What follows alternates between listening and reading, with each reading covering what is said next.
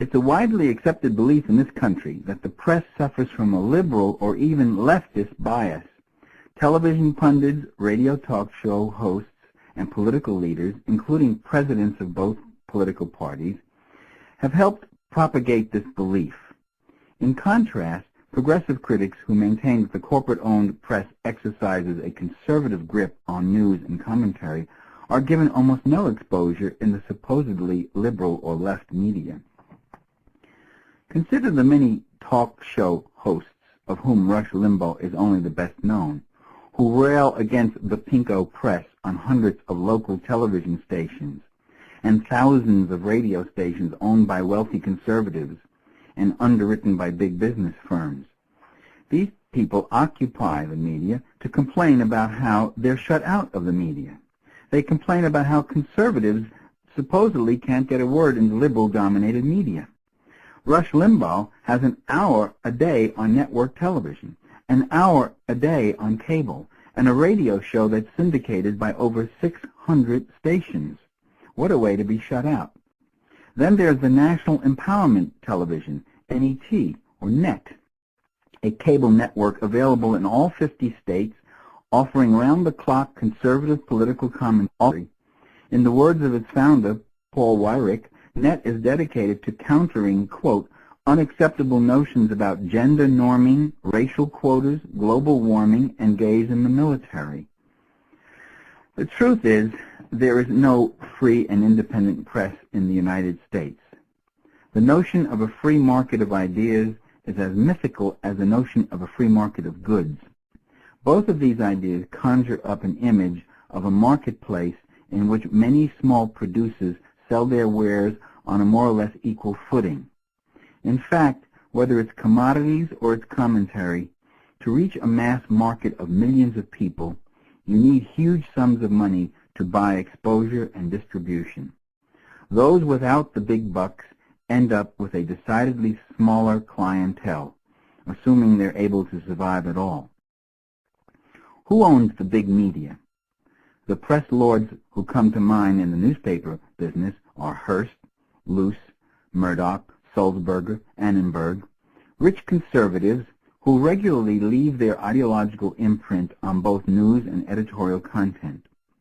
The boards of directors of newspaper corporations and major TV networks are populated by representatives from Ford, General Motors, General Electric, General Dynamics, Alcoa, Coca-Cola, Philip Morris, ITT, IBM, and dozens of other corporations, in a system of interlocking directorates that resembled the boards of any other big corporation. Among the major stockholders of the three largest networks are Chase Manhattan, J.P. Morgan, and Citibank. NBC is owned outright by General Electric. General Electric is one of the more politically active and more conservative corporations.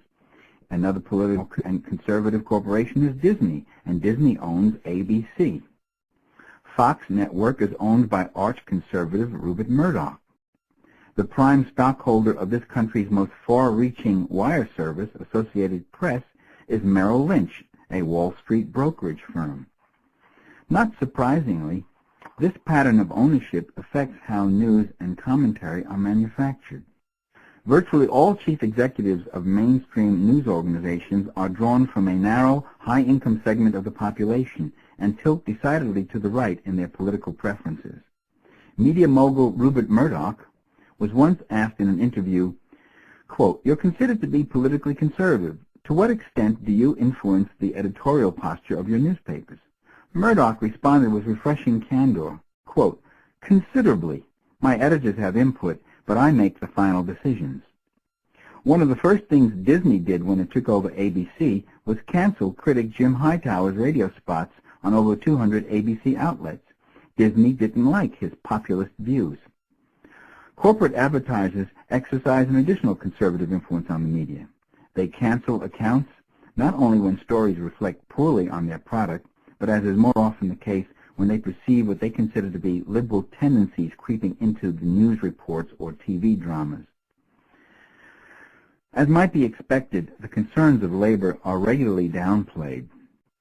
A study was done of all the reports dealing with workers' issues carried by ABC, CBS, and NBC Evening News during an entire year, including child care and minimum wage. These were all the issues defined as workers' issues. It came to about 2% of the total coverage. No wonder another survey found that only 6% of business leaders thought the media treatment accorded them was poor, while 66% said it was good or excellent. So business leaders aren't complaining about a liberal or left media. Religious media manifests the same gross imbalance of right over left. The fundamentalist media, featuring homophobic, sexist, reactionary televangelists like Pat Robertson, comprise a $2 billion a year industry, controlling about 10% of all radio outlets and 14% of the nation's television stations. In contrast, the Christian left lacks the financial backing needed to gain any appreciable media exposure. A favorite conservative hallucination is that the public broadcasting system is a leftist stronghold. In fact, more than 70% of PBS's primetime shows are funded mostly by 4 giant oil companies, earning it the nickname of Petroleum Broadcasting System. PBS's public affairs programs are underwritten by General Electric, PepsiCo, Paine-Webber, and the like.